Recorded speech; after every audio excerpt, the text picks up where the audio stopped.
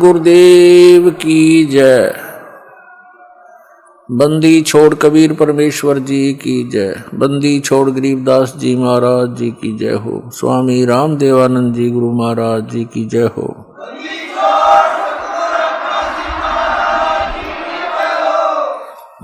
गरीब नमो नमो सतपुरुष को नमस्कार। गुरु की नहीं सुर नर मुनि जन साधुआ संतों सर्वसदी नहीं। सतगुरु साहिब संत सब डंडो तुम प्रणाम। आगे पीछे मध हुए तिनको जा कुर्बान।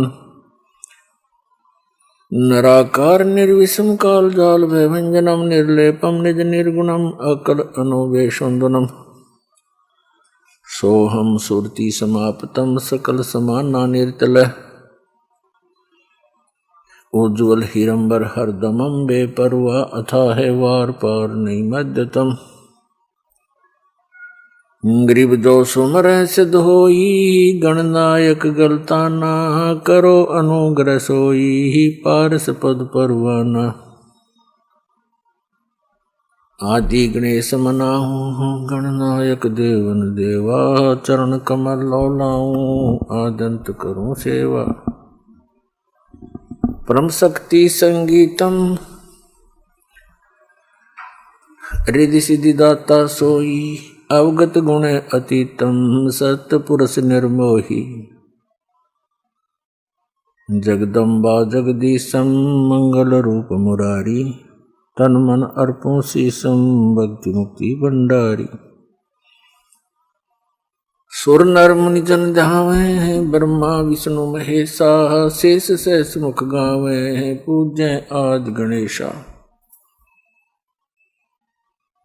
इंद्र कुबेर सरीखा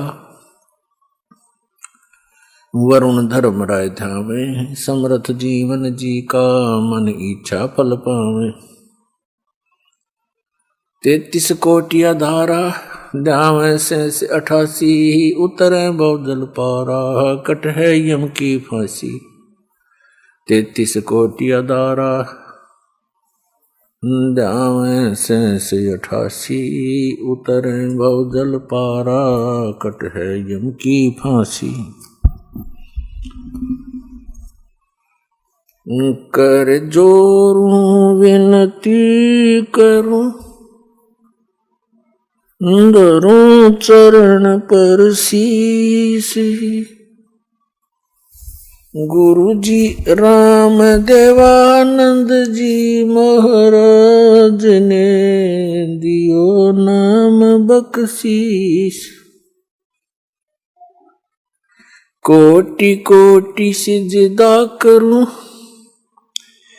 कोटि कोटि प्रणाम। चरण कमल में राखियो मैं बंदी जामे गुलाम। कुत्ता हूँ गुरुदेव का रामपाल दास का नाम। गले प्रेम की जेवड़ी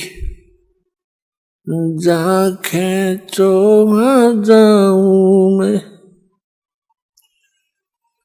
तो करो तो बावड़ू दूर दूर करो तो जाऊं। ज्यों राखो त्यों ही रहूं। जो देव सो खाऊं। परम पिता परमात्मा पूर्ण ब्रह्म सारी सृष्टि के रचनहार कबीर परमेश्वर जी की असीम रजा से पुण्यात्माओं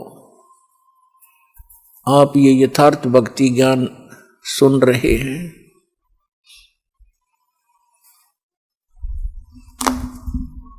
ना जाने कौन से युगों युगों के आप जी के पुण्य संस्कार आपके साथ जुड़े हुए हैं, जिस कारण से आप जी को मानव शरीर उस समय में मिला हुआ है जो समय परमात्मा ने पहले निर्धारित किया हुआ था। कलयुग का ये 5500 वर्ष जब बीत जाएगा, उस समय परमात्मा ने कहा था कि सभी पुण्यात्माओं को सत भक्ति का संदेश देकर संपूर्ण अध्यात्म साधना का मार्ग बता करके पूर्ण मोक्ष प्राप्त कराएंगे। तो वो समय अब आ चुका है। कलयुग 5500 वर्ष बीत चुका है। परमात्मा का वो ठीक का समय, निर्धारित समय आ चुका है। तो आपकी बहुत ही प्रबल किस्मत है, बहुत पुण्यकर्मी प्राणी हो आप जी को अब मानव शरीर प्राप्त है, स्त्री या पुरुष का। पुण्यात्माओं, थोड़ी सी सतर्कता बरतना और जरा सा विवेक से काम लेना। अब के आपका युगों युगों का ये झंझट मिट जाएगा। असंख्य जन्मों का ये दीर्घ रोग लगा हुआ है अपने सभी को, जन्म और मृत्यु का। जब तक जन्म और मृत्यु है, सुख जीव को नहीं हो सकता। आप देखते हो, जिनके संतान नहीं है वो संतान की ही कामना करते रहते हैं, और जिनके संतान है वो अपने बच्चों में कितना प्यार से रह रहे हैं। तो छोटे छोटे बालक कितने अच्छे लगते हैं, छोटे छोटे बच्चों को माता पिता कितने प्रिय लगते हैं। और एक सेकंड में ना जाने क्या बिजली गिर जावे इस गंदे लोक में, बालक ही मर जावे। एक बहन बता रही थी, जब ज्ञान हुआ, कहने लगी कि मेरी ननद आई हुई थी, उसका छोटा सा बालक था 1-1.5 वर्ष का। वो मेरी सास के साथ यानी अपनी माँ के साथ बातें कर रही थी। लड़का वहीं खेल रहा था फर्श पे, और वहां कोई पंखे का पंखा लगा रखा था। पंखे का एक तार निकल गया, उस स्विच में नहीं था, वैसे प्लग में सीधा ला रखा था। एक बच्चे ने मुंह में दे लिया। 1 घंटे के बाद माँ बेटी बात करके देखा बच्चा कहाँ है, देखा तो वो खत्म होया पड़ा है, टक्कर मार मार कर रो रही है। 2 मिनट पहले पता नहीं के निंदा चुगलियां कर रही होंगी, पता नहीं क्या क्या आशाएं लगा रखी होंगी। पुण्यात्माओं, आप बालक हो बिल्कुल, चाहे यहाँ राष्ट्रपति बना हो कोई, चाहे प्रधानमंत्री हो सारी पृथ्वी का, जब तक इस ज्ञान को नहीं समझेगा वो इंसान वाला कर्म नहीं कर रहा और ना कर सकता। और इस ज्ञान को समझने के लिए थोड़ा सा धैर्य रखना पड़ेगा अपने। जो भी आज तक हमने ज्ञान सुना है वो कोरा अज्ञान है, दंत कथा सुन रखी है। और जब ये सत्य कथा आपके रूबरू होती है, समक्ष आती है, तो एकदम ये मन अड़ियल घोड़े की तरह चारों पैर गाड़ देता है, 100 ऑब्जेक्शन शंकाएं पैदा कर देता है। करने दो, सुनते रहो। इस सुनते रहने से ये ऑब्जेक्शन, ये सभी शंकाएं आपकी समाप्त हो जाएंगी। इसके लिए आप जी ने समय निकालना पड़ेगा। कहते जिन हर जैसा सुमरिया, ताको तैसा लाभ, उस प्यास न भाग ही, जब लग दसे ने आब। जिन हर जैसा सुमरिया, जिन्होंने जैसा भगवान का सुमरण किया, जितना समय लगाया, ताको तैसा लाभ, उनको उतना ही उसका लाभ प्राप्त होगा। और कहते हैं परमात्मा कबीर जी कि ओसा प्यास न भाग ही, ओस के चाटने से प्यास समाप्त नहीं हो सकती जब तक धसे न आब, यानी जब तक गट गट 2 गिलास पानी नहीं पीवा आदमी प्यास ना बुझ जाए ओस चाटने तक। तो एक काम चलाओ उसी भक्ति करने से, ये तो ओस चाटने वाली बात है। तो इसके लिए गट गट गिलास पीने के लिए आप जी ने समय निकालना पड़ेगा। और कौन सा समय निकालें? जैसे आपके पास बहुत समय है जिसको हम दुरुपयोग करते रहे, जैसे 8 घंटे ड्यूटी देते हैं, ये तो कर्मचारी अधिकारियों के लिए समझ लो। उसके बाद आपके पास 16 घंटे शेष हैं, 6 घंटे सोने के ला लो, फिर भी 10 बच गए। और 10 में नहाने धोने में ला लो, 2-3 घंटे खाने में लगा लो, फिर भी आपके पास 7-8 घंटे शेष बच जाते हैं। उनको उनमें से 1-2 घंटा भी आप भगवान के लिए दे दोगे इस दिनचर्या में, बेड़ा पार हो जाएगा, गणे की भी जरूरत ना है।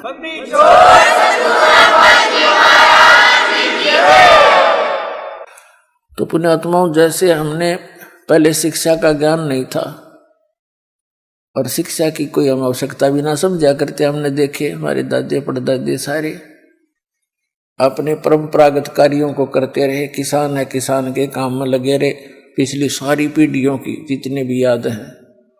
मजदूर हैं, मजदूर वाली पीढ़ी अपने कर्म में लग गए। कुम्हार है, अपने बच्चों को वही ट्रेनिंग दे करके आगे काम लगा देता था। और वो अच्छा था, वो बहुत बेस्ट था, बेईमाना नहीं था, अपनी मेहनत मजदूरी से करके रोटी खाया करते थे, पाप के भागी कम बढ़िया करते। और अब हम माया पुजारी हो गए, 2 अक्षर सीख के अपलातून पाक गए। अहंकार का अंत नहीं, किसी अधिकारी ने देख ले, छोटे से छोटे कर्मचारी से बात कर ले, क्यों टाइम पर टूक मिल गया, 2 पैसे की नौकरी मिल गई, ना भगवान की जरूरत और ना कोई डर रहा किसी का। और फिर अगले जन्म में क्या बनेगा? कुत्ता बने, सिर में कीड़े पड़ेंगे, खाज लगेगी, गड़ी में बैठा टुकड़े की चिंता न्यारी। तो ये दुख नहीं दिखता उस प्राणी को, उस दुख को दिखाने के लिए, याद दिलाने के लिए ये सत्संग किए जाते हैं। सत्संग वो होता है जिसमें केवल सत्य हो, असत्य का समावेश ना हो। और सत्य केवल परमात्मा ही बता सकता है, दूसरा सत्य बोल ही नहीं सकता, बता ही नहीं सकता। तो वो परमात्मा कौन है जो सत्य बोलता है? वो सत्य साहिब है। सत्य साहिब, सच्चा साहिब, जिसके सारे काम सत्य, वो स्वयं भी सत्य।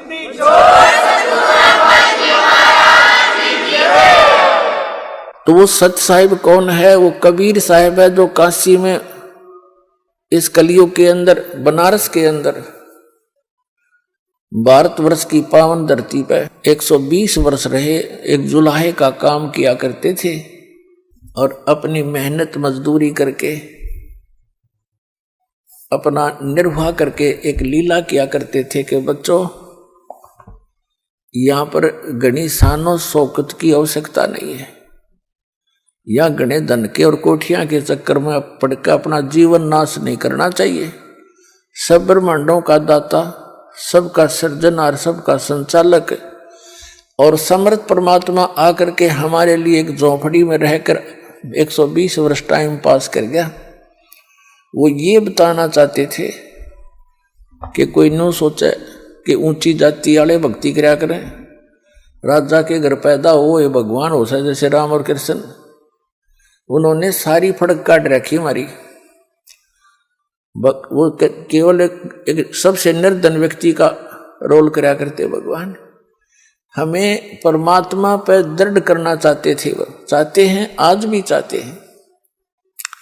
जब तक तुम अपने सांसारिक लोगों पर आश्रय रखते हो, उन पर आस रखते हो कोई अन्य वस्तु की प्राप्ति के लिए, तो वो तो जो मनुष्य है मानव सत्र का ही आपको लाभ दे सकता है, और परमात्मा सारे लाभ देता है। तो परमात्मा कबीर जी चाहते थे कि आप जी भगवान पर आश्रित हों, और ये संसारिक जो चोचले हैं इनसे कुछ उल्टे हटो। तो प्रसंग चल रहा था कि ये शिक्षा, अब शिक्षा प्राप्त करके हम बेईमान और हो गए, चतुरता आ गई हमारे अंदर, एक शिष्टाचार खत्म हो गया। तो कहने का भाव ये है कि जो हम इस क्रिया को करते आ रहे हैं, हम उसी को फाइनल मान लिया था, हमें कोई यादें नहीं आवती थी कि और भी काम है इस मनुष्य जीवन का। परमात्मा आए, कहते सतगुरु आए दया करी, ऐसे दीन दयाले, बंदी छोड़ वृद्धतास का जठरग्नि प्रतिपाले। कहते हैं सतगुरु आए दया करी, ऐसे दीन दयाल। आत्मा को जब ये ज्ञान होता है ना, फिर यह तड़प उठती है, बता कि क्या काम हम कर रहे थे, करना क्या चाहिए था हमने। उसके लिए परमात्मा ने से फिर कैसी पुकार करती है, सतगुरु ने आण जगाई ये सखी, बरम भूल में सोऊं थी, साहेब ने आण जगाई है सखी, बरम भूल में सोऊं थी। जब ये आत्मा जागती है, फिर इसकी एकदम ये सतर्क होती है और विवेक करती है, क्या क्या काम कर रहे थे, क्या इतना ही काम था मनुष्य जीवन का। तो पुण्यात्माओं, इस गोल्डन चांस को अब चूक मत जाना। दास बार बार आपको सतर्क कर रहा है, ये दाव लग गया आपका। कहते हैं आगे गए न बावड़े, रहते भी सब जा, और बिन साहिब की बंदगी कहीं ठोड़ ठिकाना ना। जैसे मोती ओस का ऐसी तेरी आव, और गरीबदास कहते हैं महाराज जी, गरीबदास कर बंदगी भाई बहुर नहीं ऐसा दाव। ये दाव है आपका, एक मौका लग गया है असंख्य जन्मों के उपरांत।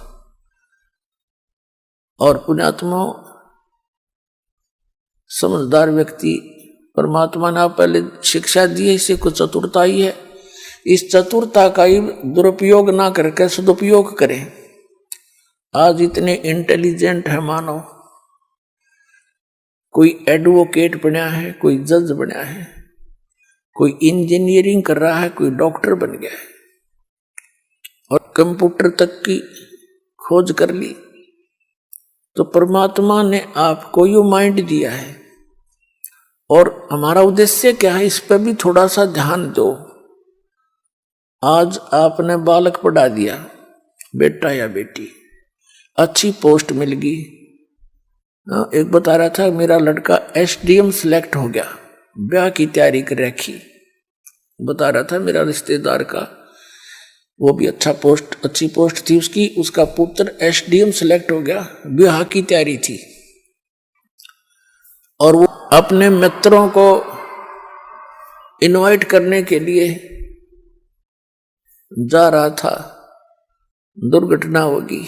नई कार खरीद रखी थी, दुर्घटना में वह कार भी गई, इकलौता पुत्र भी गया। अपने आत्माओं, आप बहुत गहराई से सोचो, तो 10 बार आपको ये आपके ऊपर से जो मैल हटा रहा है, आपकी बुद्धि इतनी दब चुकी है, इसको इतना ज्ञान देकर मुश्किल से उबारा जाता है। और इस ज्ञान को आधार बनाकर कदम रखो इस भक्ति के मार्ग में, तब आप सफल हो पाओगे। प्रसंग चल रहा था कि ओसा प्यास न भाग ही, जब तक दसे नहीं आब, तो कम से कम पूरे 24 घंटे में से आप 2 और 3 घंटे भी भगवान के लिए दे दोगे ना, आपका काम बढ़िया पड़ा है। पर मर्यादा में रहना, मर्यादा से बाहर नहीं होना।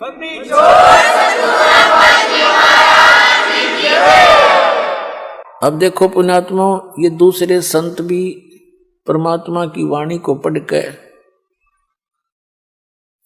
जैसा उनकी बुद्धि ने काम करा, कुछ थोड़े बहुत मिलते जुलते से ज्ञान को बताते रहे। वो भी कहते हैं 2.5 घंटे भक्ति करो, जैसे 24 घंटे हैं वर्ष एक दिन रात में, तो 10% समय भी मालिक में ला दें तो 2.5 घंटे बन गए, यानी 2 घंटे 40 मिनट ला लो। तो कहने का भाव ये है कि इतना समय आप इस सत्य भक्ति पर दोगे तो उसका फल मिलेगा, और इतना ही समय आप अन्य संतों के कहने से उनके द्वारा बताए गए मार्ग में लगाते तो वो व्यर्थ था, वो व्यर्थ था। तो अब समय भी आपका लगे और उसका सदुपयोग भी हो, सतभक्ति करेंगे तो इतने में आपका मोक्ष हो जाएगा। मर्यादा इसमें बहुत जरूरी बताई है। तो क्या बताते हैं परमात्मा, यहाँ प्रत्येक प्राणी को परमात्मा से डर कर रहना चाहिए। आज हम अज्ञानता के कारण ना जाने कितनी गलतियां कर बैठते हैं, और उन गलतियों के कारण फिर हम आगे चल के बहुत दुखी होते हैं। अब जैसे बच्चे छोटे होते हैं, नादान होते हैं, अनजान होते हैं, बिजली के तार ने को पकड़ के, जैसे भी उदाहरण दिया था, उसको पकड़ लेते हैं और मुख में दे लेते हैं, जीवन से हाथ धो बैठते हैं। और जब वो बच्चे बड़े हो जाते हैं, उनकी बुद्धि मैच्योर हो जाती है, बुद्धि का विकास हो जाता है, फिर वो उस बिजली के निकट नहीं जावे। कहीं तार नंगा पड़ा होगा तो भी औरों को भी सतर्क करेंगे, आप भी दूर से जाएंगे। तो पुण्यात्मा, आज वर्तमान में ये दास जब जेई की नौकरी लगा था हरियाणा सरकार में, इरिगेशन डिपार्टमेंट, सन 1977 में, उस समय पूरे विभाग में एक आधे अधिकारी के ऊपर उंगली टिका करती कि वो रिश्वत लेता है, और सब हॉनेस्ट होते थे। और जब दास ने सन 1995 में इस भक्ति मार्ग पर लगा, गुरुदेव के आदेश से नाम दीक्षा देने लगा, समय का अभाव हुआ। 1995 में 18 वर्ष सर्विस करके रिजाइन कर दिया, सर्विस छोड़ दी। तो उस समय 18 वर्ष के अंदर इतनी गिरावट आ गई थी कि एक आधे अफसर पर उंगली टिका करती कि वो रिश्वत नहीं लेता, बाकी सारे डूब लिए। तो कितनी स्पीड से गिरावट होगी हमारी। इस काल ने यू नाश करना था, हमारे अंतःकरण में मलिनता भरनी थी, माया की दौड़, इसको विकास मानते हैं। क्या विकास मानते हैं कि पश्चिमी देशों ने, अमेरिका, इंग्लैंड, जर्मनी, जापान आदि ने बड़ा विकास कर लिया। क्या विकास कर लिया? परमाणु बम बना लिए, अपनी सात का विकास कर लिया, अपने नाश का विकास कर लिया। फिर कंप्यूटर बना लिए, मोबाइल बना दिए, बड़ी अच्छी बात है। अब पुणात्माओं, यदि भक्ति नहीं है, भगवान राजी नहीं है, प्रसन्न नहीं है, और 2 वर्ष वर्षा ना करे परमात्मा, इनकी यह विज्ञान भी, इनका विकास भी धरा धराया रह जाएगा सारा। इनमें कोई बैठनी है ना पावे, टक्कर मार कर मर जा जनता। इन आपदाओं से बचने के लिए, और यहां तो सुख हो ही नहीं सकता। एक तरफ से कोई विकास होगा, दूसरी तरफ से और दुख पैदा हो जाता है। अब दूसरी बात, जैसे भारतवर्ष के अंदर, जैसे पहले भारतवर्ष पराधीन होने के कारण विकास नहीं कर सका, लेकिन विकास नहीं हुआ तो आत्मा का नाश भी नहीं हुआ था इतना जितना स्वतंत्र होने के बाद हो गया। पहले अपना नेक नीति से रहा करते थे, भगवान से डरते थे। अब बद फैल गए हमारे। तो कहने का भाव ये है कि अब भी भारतवर्ष के अंदर अभी इंसानियत भी जीवित है, बड़े छोटे की थोड़ी बहुत मर्यादा भी जीवित है, और निर्लज्जता भी बहुत कम है। उसकी कहीं कहीं आग लगी दिखाई देती है, जैसे गुड़गांव जैसे शहर में इसको विकास मानने लग गया आजकल। लड़कियां अर्धनग्न घूमती हैं, ये खाक विकास है? पता नहीं किसी पजामी पहन के अंडे कार्टून बन के, तो ये विकास है? तो पुण्यात्मा, आत्मा के नाश को हमने विकास मान लिया। विकास अब शुरू होगा। हम परमात्मा की शरण में रहेंगे, भक्ति करेंगे, और परमात्मा हमारे को अनेक आपदाओं से बचाएगा। और जो आवश्यकता हमें होगी हमारे अनुकूल, उस आवश्यकता को भगवान पूरा करेगा। कितना है कोई अपने आप को विद्वान मान रहा हो और वैज्ञानिक मान रहा हो, और उसके सामने कोई आपत्ति आ जाती है तो कोई विकल्प नहीं उसके पास, और हम उस परमपिता की आड़ में चलेंगे, शरण में रहेंगे, तो हमारे ऊपर कोई ऐसी आपत्ति आओगी तो परमात्मा आपको नारा दिखाओगा कि भगवान ऐसे काम करता है। तो पुण्यात्माओं, हमने भगवान पर आश्रित होना है। ठीक है, परमात्मा की देन है, जैसे कंप्यूटर है, ये एक विशेष देन है भगवान कबीर साहब की। इसका अब सदुपयोग होना चाहिए, इसका सदुपयोग हो। सदुपयोग कैसे हो? वैसे तो होगा ये तो परमात्मा ने दिया, इसलिए ना मैं मानव सत्र की सोच नहीं है। या कंप्यूटर और इंटरनेट यहाँ से बैठे पूरे विश्व में भेज देते हैं, कहीं टीवी ऑन करो और सुन लो, इंटरनेट देखो, खोल लो अपना, वहाँ से सब देख सकते हैं। तो अभी तक इस टीवी का में क्या दिखाया जाता है? राजनेताओं की चोरियां, उन्होंने ऐसा करा, उसने ऐसा किया, उन्होंने ऐसा किया, चलो ठीक है।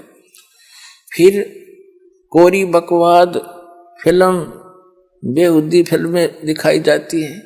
फिर ये मोबाइल बन गए, इन मोबाइलों के अंदर ऐसे कुछ भी गंद भर लो इनमें, लेकिन अब इनका हम सदुपयोग करेंगे। इन टीवी चैनलों के ऊपर भगवान की चर्चा चला करेगी, और मोबाइलों के अंदर परमात्मा की वाणी होया करेंगी। ये बकवाद नहीं रहेंगी कुछ दिनों में, क्योंकि ये करके छक लिए।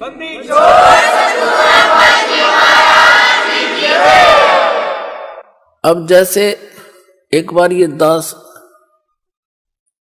गोवा स्टेट में सत्संग करने गया था, गोवा के अंदर।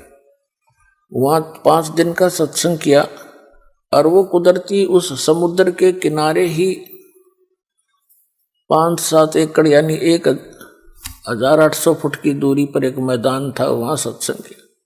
फिर वहां घूमने चले गए उस समुद्र का किनारा देखने के लिए साथ में ही। तो वहां क्या देखा? वहां पर ये विदेशी पर्यटक आए हुए, बहन बेटियां एक लंगोट में पड़ी वहां पर, और वो उनके पति भी वहां पर ऐसे ही। फिर देखा, एक आध से बात की, तो वो भाषा हमारी समझानी, हम उनकी समझानी। तो दूसरे किसी ने बताया कि ये बड़े रईस व्यक्ति हैं, बड़ी फैक्ट्री है इनकी वहां। कोई इटली से आया था, कोई इंग्लैंड से आए थे, और यहाँ किस लिए आए? मैंने पूछा फिर यहाँ के क्या कर रहे हैं ये रेत में लेट रहे? कि ये कहते हैं यहाँ जो आनंद है वो कहीं नहीं है। फिर उन कोठियां शर्मा मारोगे जरूर, ये तुम्हें आनंद आता है। फूट गया बात।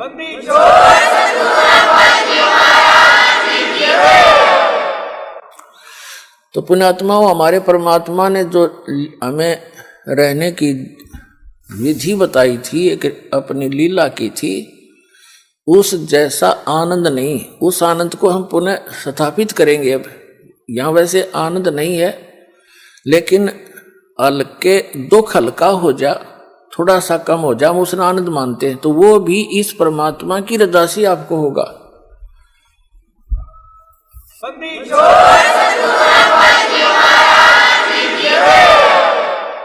तो वो कैसे होगा? जैसे एक अंग्रेजी में कहावत थी, simple living and high thinking. तो सिंपल लिविंग पाना पड़ेगा अपन, इन बकवादा में नहीं। हम देखा देखी दूसरों को देखकर हम अपना फैशन बनाते हैं, और जब हम इस फैशन से छकलेंगे, हम आना वहीं पड़ेगा, कपड़े पहनने पड़ेंगे। नंगे थे कुत्ते बन का अपन अंडा करेंगे, कुतिया अपने कहिए ये एक लंगोट बांधे पड़ी बकवास करे, बाल भगत भी व्यक्ति भी। तो कहने का भाव यह है, मनुष्य का जो जीवन दिया है परमात्मा ने, उसको मनुष्य के की तरह जिए हम, पशु पक्षियों की तरह इस जीवन को व्यर्थ ना करें। तो क्या बताते हैं परमात्मा? मन तू पावेगा अपना किया रे, भोगेगा अपना किया रे। मन तू पावेगा अपना किया रे, भोगेगा अपना किया रे। मन तू पावेगा अपना किया रे, भोगेगा अपना किया रे। भाई राजा राम की कार उलंगी, गई सीता लंक मंजारे। राजा राम की कार उलंगी, गई सीता लंक मंजारे। 10 मस्तक रावण के काटे, विभीषण को राज दिया रे। मन तू पावेगा अपना किया रे, भोगेगा अपना किया रे। भाई लंका तोड़ बेलंका रे तोड़ी, वो अहि रावण से मारे। लंका तोड़े बेलंका रे तोड़ी, अहि रावण से मारे।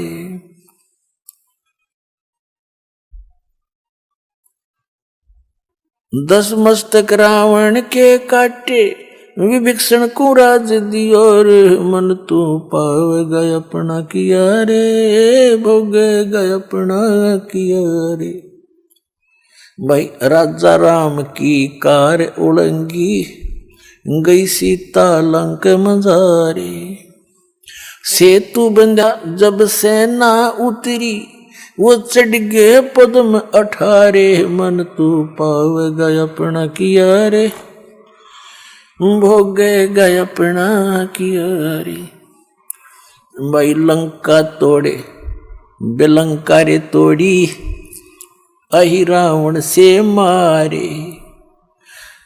10 मस्तक रावण के काटे, विभीषण को राज दिया रे। मन तू पावेगा अपना किया रे, भोगेगा अपना किया रे।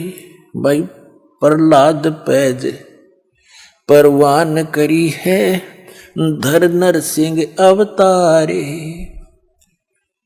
प्रहलाद पैज परवान करी है, धर नर सिंह अवतारे। दीन दयाल दया कर उतरे, एरना कुश उदर विदारे। मन तू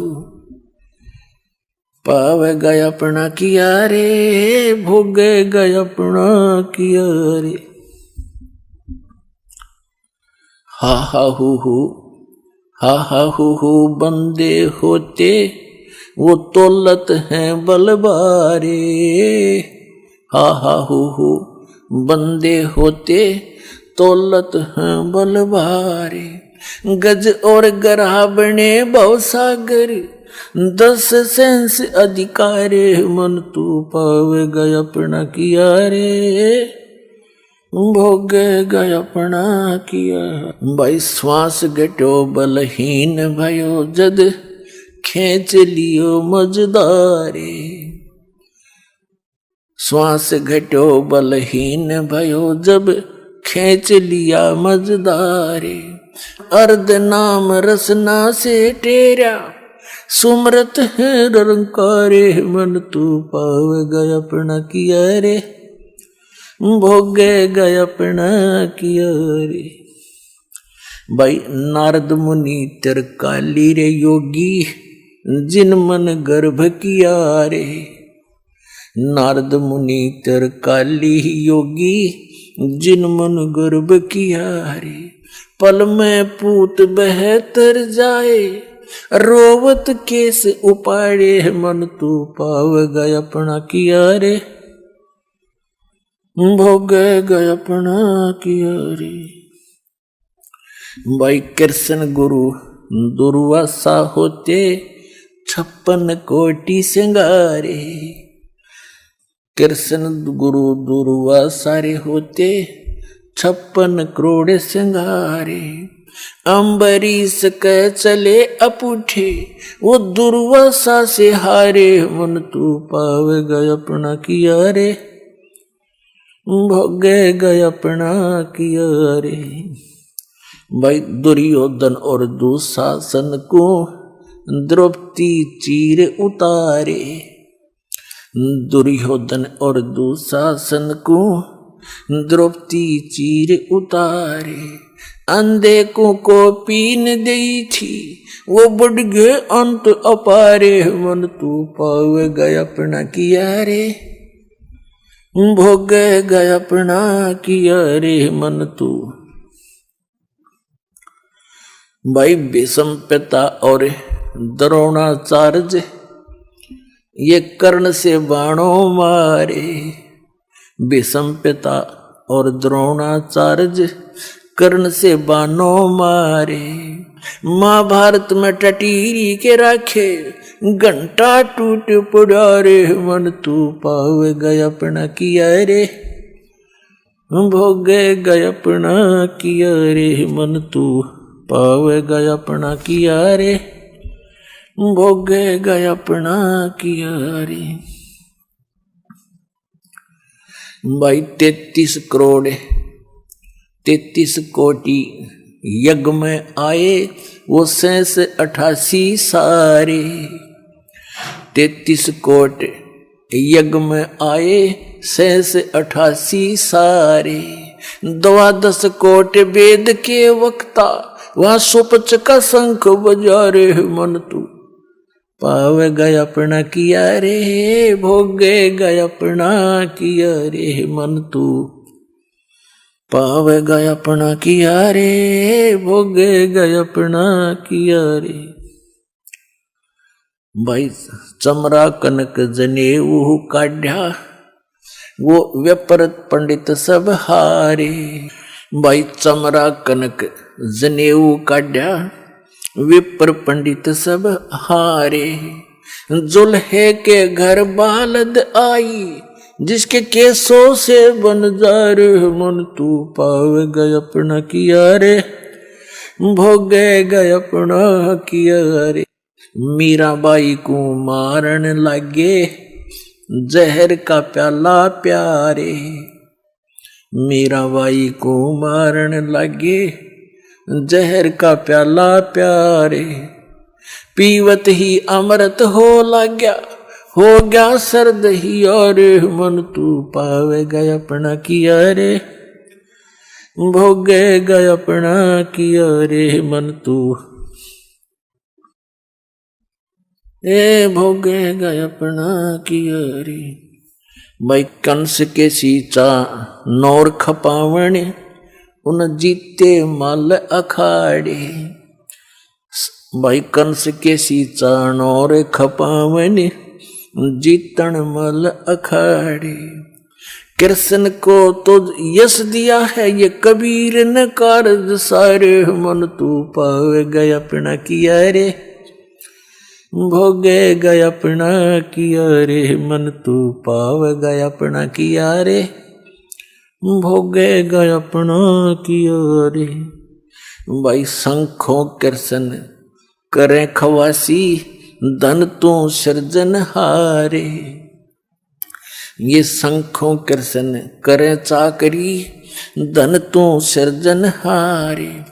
दास गरीब करे को सरवर, ऐसा शीश हमारे। मन तू पावे गया अपना किया रे, भोगे गया अपना किया रे। मन तू पावे गया अपना किया रे, भोगे गया अपना किया रे। पुण्यात्मा परमपिता परमात्मा कबीर परमेश्वर जी ये सभी ब्रह्मांडों के रचनहार हैं, ये सर्वशक्तिमान हैं। श्रीमद् भगवद गीता अध्याय नंबर 15 के श्लोक नंबर 1 में 1 से और 4 में 16 और 17 में स्पष्ट किया है कि संसार रूपी वृक्ष है जिसकी ऊपर को जड़ है, नीचे को तीनों गुण रूपी शाखा है। और जो संत इस पूरे वृक्ष के विभागों को अलग अलग डिफाइन कर दे, परिभाषित कर दे, बता दे, उसको जानता है मूल सहित स वेदवित, वो वेद के तात्पर्य को जानने वाला अर्थात वो तत्वदर्शी संत है। तत्वदर्शी संत की प्राप्ति के उपरांत परमेश्वर के उस परम पद की खोज करनी चाहिए, जहां जाने के बाद साधक कभी लौटकर संसार में जन्म मृत्यु में नहीं आता। तो परमेश्वर ने 600 वर्ष पहले भगवान खुद आए थे, कबीर परमात्मा, वो अमर पुरुष, सत्य पुरुष। कबीर जी सत्य पुरुष हैं। उन्होंने अपने द्वारा रची हुई सृष्टि को, और सभी सदग्रंथ उन्हीं की देन है, जिस सतर का जिसने चेष्टा की है। तो उस परमात्मा ने बताया था अक्षर पुरुष एक पेड़ है, ये सरपुरुष जिसको ज्योत निरंजन काल कहते हैं, जो 21 ब्रह्मांड का स्वामी है, श्री ब्रह्मा, श्री विष्णु, श्री शिव जी के पिताजी है। अक्षर पुरुष एक पेड़ है, जैसे जमीन से बाहर जो पोर्शन दिखाई देता है तुरंत बाद, जमीन के तुरंत बाहर वो तना, वो तो अक्षर पुरुष समझो। उस अक्षर पुरुष के फिर एक मोटी डार है, एक मोटी डार समझो, होती तो काफी हैं लेकिन उनमें से एक मोटी डार समझो, वो सरपुरुष है, ये ज्योत निरंजन। और उसके 3 शाखा हो तो वो रजगुण ब्रह्मा, सतगुण विष्णु, तमगुण शिव जी रूपी शाखा। जैसे देखिएगा, ये देखिएगा, एक ये है संसार रूपी वृक्ष, ये समझिएगा उल्टा लटका हुआ संसार रूपी वृक्ष है। ये जो जमीन से बाहर दिखाई देता है इसको पेड़ बोलते हैं, पेड़, वृक्ष। तो ये तना जो है इस यहां से पेड़ माना जाता है, इसके ऊपर सारे, इस पेड़ पर ही सारी व्यवस्था होती है।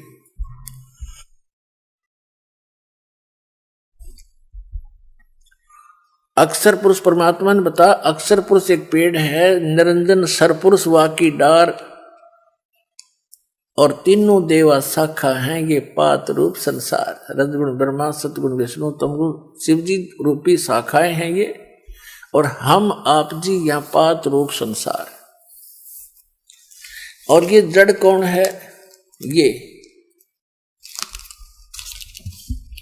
ये जड़ कौन है? ये हो परम अक्षर ब्रह्म, पूर्ण ब्रह्म, ये संसार रूपी वृक्ष की मूल है। और गीता अध्याय नंबर 15 के श्लोक 1 से 4 में 16-17 में इसी के विषय में जानकारी दी गई है कि जो संत इसको जड़ से लेकर और सभी टहनी शाखाओं तक बता दे, मूल सहित जानता है, स वेदविद, वो तत्वदर्शी संत है। तो परमात्मा स्वयं आते हैं उस ज्ञान का प्रचार करने के लिए, यथार्थ ज्ञान बताने के लिए। तो जब परमात्मा आए तो उन्होंने ये ज्ञान बताया। कबीर अक्षर पुरुष एक पेड़ है, निरंजन कहो सरपुरुष कहो वाकी डार, और तीनों देवा शाखा हैं ये पात रूप संसार। और जड़ वो प्रोक्ष हैं, वो गुप्त हैं। उस जड़ की जानकारी देने के लिए दास भेज रखे हैं कि जड़ कौन है, मूल कौन है संसार का।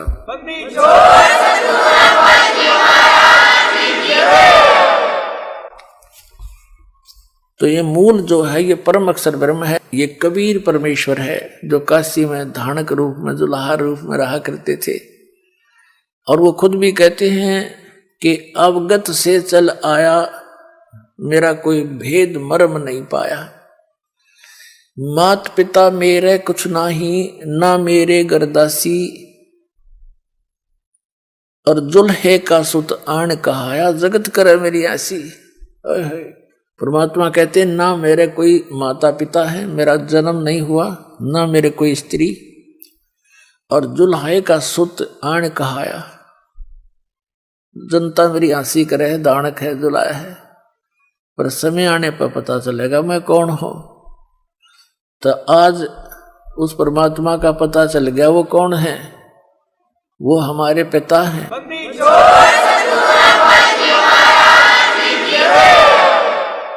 तो इसमें बताया है कि गीता अध्याय नंबर 15 के श्लोक 16-17 में 3 पुरुष बताए, एक सरपुरुष एक अक्षर पुरुष।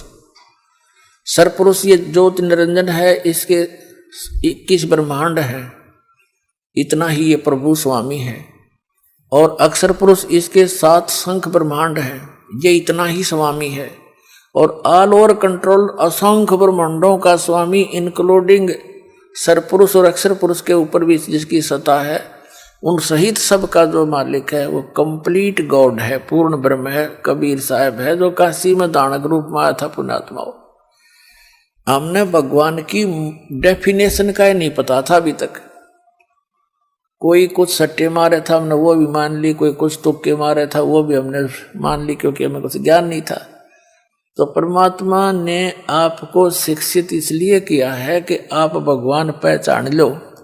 और 2 रोटी का रोड़ा है इस सारे जीवन में, 2 रोटी, 2 समय के टूक, और तो बढ़िया देगा आपको, 10 पे लिखवा लो चाहे, इस पर ध्यान ज्यादा।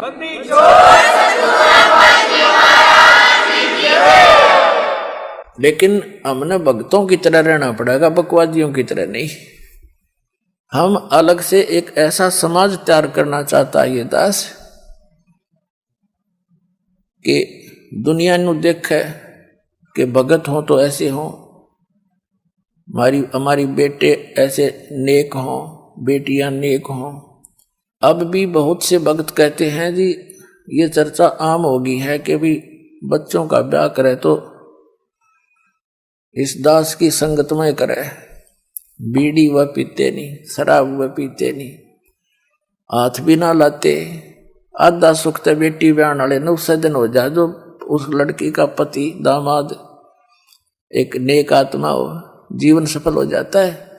पहले तो बेटी ब्याह की चिंता, ब्याहने के लिए फिर पता नहीं के कुब्द करनी कराते हैं लोग, दहेज मांगते हैं। तो यहाँ तो कति कलीन चिट कर रखी है दास ने, जो रिश्वत लेगा, जो दहेज लेगा, बीड़ी शराब मांस तम्बाकू पीवेगा, वो भक्ति के आसपास नहीं रहेगा। भगवान साथ दे नहीं, और भगवान साथ नहीं देगा तो फिर भगत की सा, और भगता के तो भगवान साथ दिया करे, हाथा पर रखेगा अपना परमात्मा। सबको याद रखना।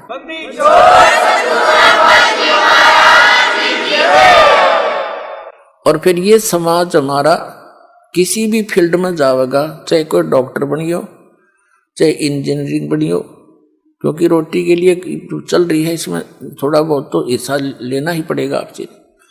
और चाहे कोई अन्य किसी फील्ड में भी जाएगा, भगवान से डर कर रहेगा, निर्भय होकर काम करेगा बेटा या बेटी, जहाँ भी, चाहे कोई बिजनेस में होगा या अपने घर में रहेंगे, शांति से रहेंगे। तो कहने का भाव ये है, जो हाहाकार माचरी से बताओ, वर्तमान में जजों पर भी उंगली टेके कि कुछ लोग भ्रष्ट हो गए, प्रशासनिक अधिकारी, फिर कहाँ जावा ये जनता गरीब। राजनेताओं की ताब रोज कल की पार्टी देखो हो, किसने इतने को फला कर दिया, उसने इतने 1000 करोड़ का, लाख करोड़ का कर दिया। सिर में मारेंगे उन करोड़ों का, ज्ञान कोई नहीं। उस अनजान बालक की तरह बिजली के तार को मुख में दे बैठे ये, तो फिर हाथ भी ना लावा जहर दिखाई देगा। वो पैसा कहाँ से आता है? टैक्स का। टैक्स कहाँ से आता है? आपसे, गरीबों से, खून पसीने की कमाई करते हैं मजदूर, किसान या कोई भी गरीब है, तो वो उससे टैक्स, कपड़ा खरीदता उस पर टैक्स, टैक्स तो आपके ऊपर है सारा। तो उस टैक्स को कौन खाते हैं? जो भ्रष्ट लोग हैं वो खाते हैं, उस जहर को, विष को खाते हैं। और कहाँ ले जाएंगे? पीछे एक मुख्यमंत्री के बारे में हेलीकॉप्टर में जा रहा था, पता नहीं क्या क्या स्कीमें बना रखी थी, आगे का क्या क्या टारगेट था, हेलीकॉप्टर में मर गया पड़ के। अब कहाँ गई वो, उसकी वो जो बकवाद थी। अब गधा बन के फिरेगा, कि तक को मार के लटका होगा, कि तब भैंस बन के, किसी का जो है ना बैल बन के, वो सारे पूरे करेगा। तो पुण्यात्माओं, आज सारी उल्टे काम हो गए। जो नौकरी पर लग जाते हैं उनको हम घनी शाबाशी दें, बड़े बढ़िया मानते हैं, उसके ऊपर तो बड़ा गजब भार बनता जा रहा है। बात ये नहीं है कि नौकरी ना करे, लेकिन अब इस भक्ति के मार्ग पर लगने के बाद अपनी निर्धारित पेपर निर्वाह करे और उसके अतिरिक्त वे समान समझ ले, तो कोई पाप नहीं रहेगा, भगवान साथ रहेगा। एक प्रशासनिक एक अधिकारी था, जब दास ने यो नाम लिया था, आंख थोड़ी थोड़ी खुल गई थी हमारी भी कि ये बुरे काम का बुरा नतीजा। उसने रिटायर होने से पहले, कमिश्नर रैंक का था एक, और किसी महकमे का वो डायरेक्टर लगा हुआ था। रिटायर होने से 6 महीने पहले पुत्री का ब्याह किया, इस उद्देश्य से कि सभी डिपार्टमेंटों के लोग लाओगे बेटी खातिर, कोई पैसे दे जाएगा, कोई सोने के कुछ कड़े बनवा देगा, कोई चूड़ी बनवा के लाओगा। ऐसा ही किया, ऐसा ही हुआ। कुछ तो लोगों से आया हुआ, अन्य अधिकारियों से, कुछ अपना जो जोड़ रहा था। और क्योंकि उसने लड़की भी जैसा उनकी बुद्धि काम करती है, अपने से दोगुने तिगुने ज्यादा पैसे वाले के ब्याही। उस समय सन 1989 की बात, 3.5 लाख रुपए उसने, 3.5 लाख से भी ज्यादा पैसा उस बच्चे के विवाह पर लगा, लड़की के। और वो रिटायर हो गया। उसके रिटायर होने के 2 महीने के बाद उस लड़की को तलाक दे दिया, हो गया खंड बंडे। अब उसके हार्ट अटैक हो गया कि ई ब्याह होगा तो 7 लाख में ब्याह ही जाएगी, छोटी हुई लड़की तक। अब चाट ले उसे बकवादों ने, आपकी तक गधा बना खड़ा है और बन रहा था कमिश्नर। तो जो काम करने का उसने भूल गया, अब ये फोकट में ही माँ के भूखे हो गए।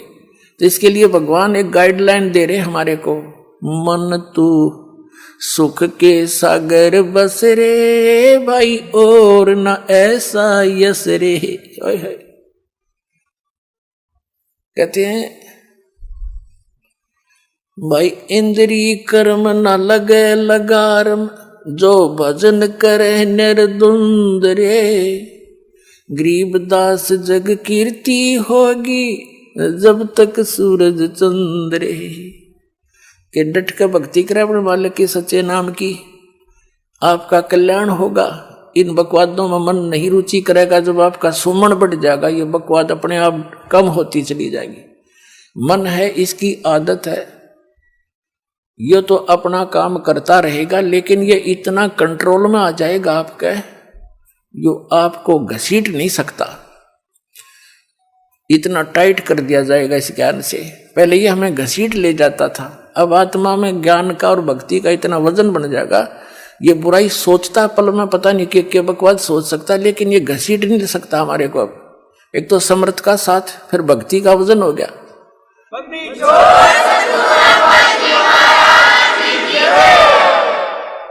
तो कहते हैं इंद्री कर्म ना लगे लगारम, जब भजन करे निर्द्वंद रे, कंटिन्यू भजन करे, मालिक की आस्था बनाए रहे, कभी ज्ञान पढ़ ले, कभी सुमन लग कर ले, कभी सुबह की आरती, कभी दोपहर की, कभी शाम की। इस मन ने, इसमें आत्मा ने इसमें रंगे रखे। यो मन तो भूत है, भूत जंद है यो, इसने कामलाएं रखे। एक महात्मा ने अपने चेले से कहा कि बेटा तू एक सिद्धि सीख ले।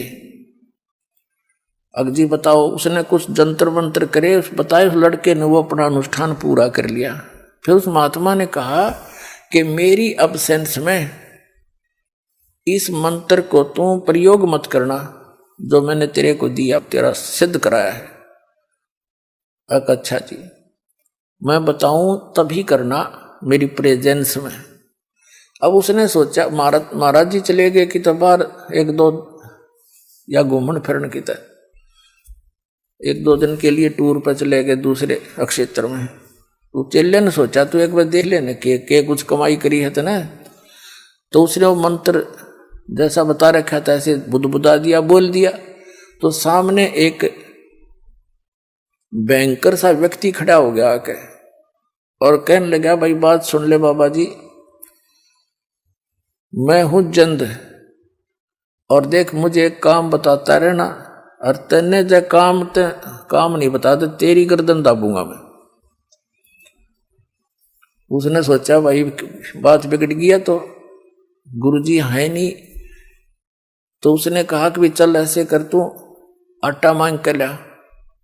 उन्हें ठाई जोड़ी और मांग का आटा ला तेरा, और बता कि लकड़ी तोड़ लिया, और लकड़ी तोड़ लिया।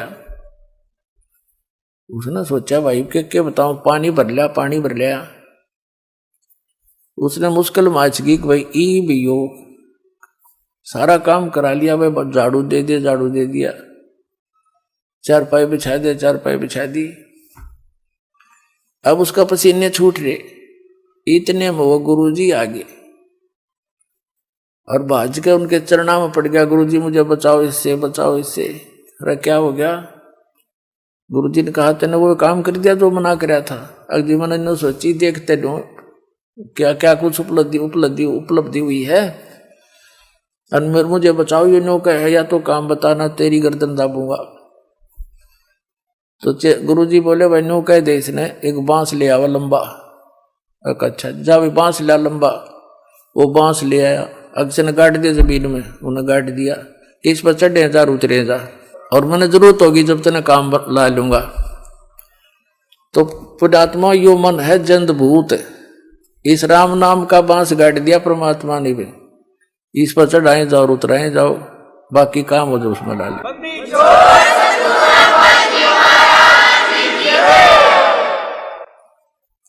तो पुण्यात्मा कहते हैं इंद्री कर्म ना लगे लगारम, जो भजन करे निर्द्वंद रे, और गरीब दास जग कीर्ति होगी जब लग सूरज चंद्रे।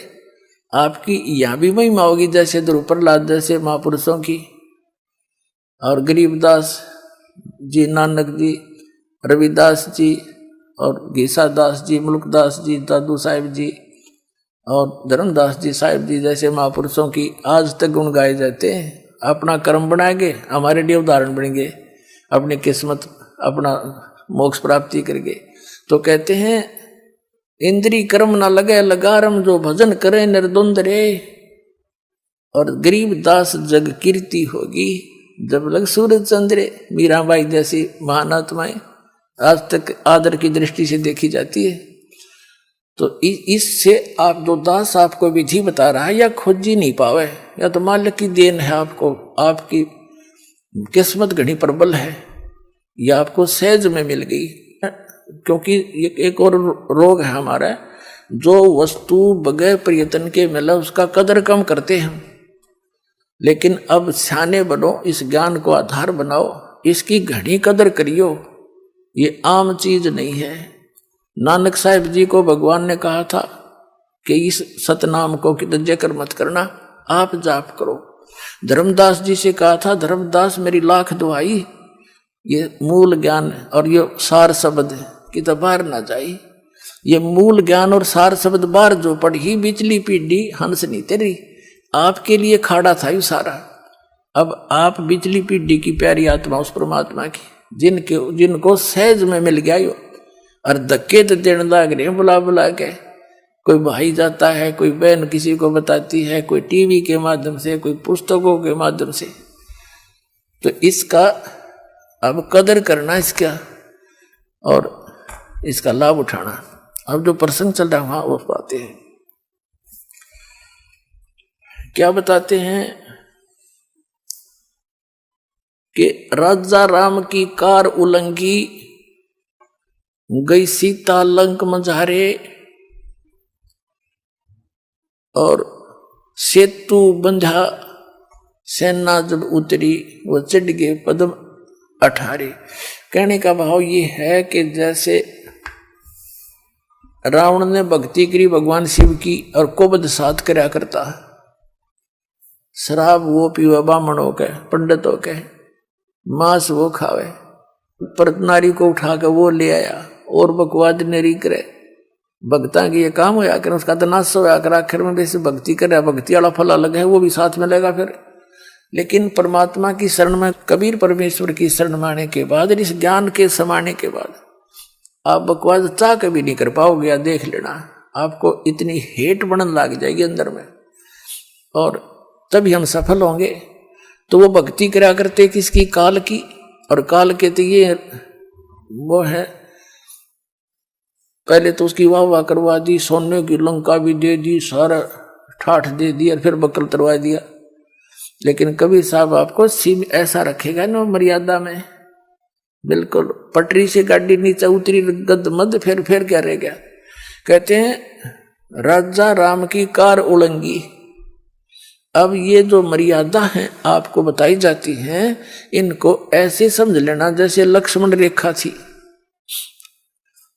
राजा राम यानी वो दोनों भाई श्री रामचंद्र जी और लक्ष्मण जी वनवास में साथ में सीता थी,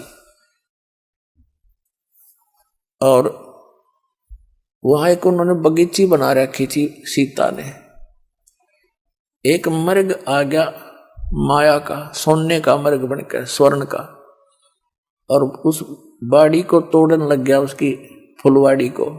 जब सीता ने कहा कि ये मर्ग बहुत अच्छा है, मुझे बहुत प्यारा लगता है, और इसको पकड़ के लाओ, जिंदा या मुर्दा। अब वो श्री राम जी चले, रामचंद्र जी ने कहा लक्ष्मण से कि मैं जाता हूं, तू यहीं रहते, और यहां ध्यान रखना कि वहां राक्षस लोग रहते हैं जंगल में, कुछ सीता को हानि ना कर दें। और यदि तू आइए ना मेरे पीछे, तो दूर भी जाना पड़ जाए तो भाग लिया। इसने कह दिया लाओ, नातान नहीं खाऊं मैं। तो इस तरह की जो हमने पीछे गलती कर ली, अब नहीं करनी चाहिए, उनको दोहराना नहीं चाहिए। इन से ये शिक्षा मिले। सीता ने कहा इस मर्ग को लाओ, अन्यथा मैं अन्न पानी ग्रहण नहीं करूंगी। अब हम इतनी तक रखे है जो थोड़ी बहुत पिछले पुनकर्मी प्राणी होते हैं। लक्ष्मण से कहा था कि मैं जाऊं हूं, जहां तक कोशिश होगी लाऊंगा इसको, लेकिन तू आइए मत, अकेली ने छोड़ के इसने। और यदि आना भी पड़े तो इस ऐसे मंत्र है, इसको बोलकर चारों तरफ निशान इसके अलग रेखा खींच के आना, और इसको बता देना इसे बाहर नहीं जाओ। अब कहते हैं ना, आत्मा को कुछ आभास हो भी जाता अपनी थोड़ी बहुत आने वाली आपदाओं का, या कोई अच्छे सुगन बन जाते हैं, अब सुगन भी बन जाते। रामचंद्र जी चले गए, काफी दूर तक वो तो नकली था, माया का था, छुप गया। बहुत दूर निकल के पीछे से आकाशवाणी कर दी, हाय भाई मर गया लक्ष्मण। सीता ने कहा कि तेरा भाई पर आपत्ति आ गई, आप जाओ। लक्ष्मण ने कहा मैं नहीं जाऊंगा, मेरे भाई पर कोई आपत्ति नहीं, कि युद्ध हो रहा है। तो उसने बहुत अपशब्द कह दिए सीता ने अपने देवर को कि तू ये चाहता तेरा भाई मर जाए, तू तेरी नीत में दोष लगे है। विवश हो गया वो महापुरुष। उसने कहा ठीक है माता, इस चारों तरफ मैंने एक लाइन लगा दी है, इससे बाहर मत जाना, इतनी दया कर दी हमारे पे।